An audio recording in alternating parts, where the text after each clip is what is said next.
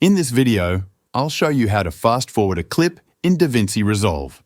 Start by making sure your clip is in the timeline and that you're in the Edit tab. Now, move the playhead to the point where you want the fast-forward effect to begin. Go to the middle menu bar and select the Blade tool.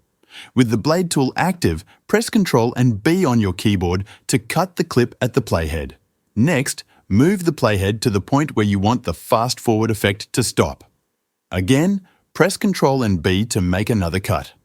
Now select the middle section of the clip that you just created. Right-click on it and choose Real-Time Controls. The speed settings will now appear just above this section in the timeline.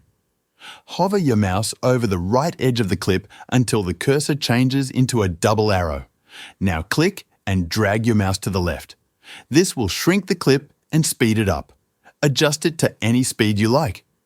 Once you're done, take the last part of the clip and drag it to the left so it connects to the fast-forward section. This removes any gap between them. Now play the video and you'll see the fast-forward effect applied to just the part you selected. Thanks for watching.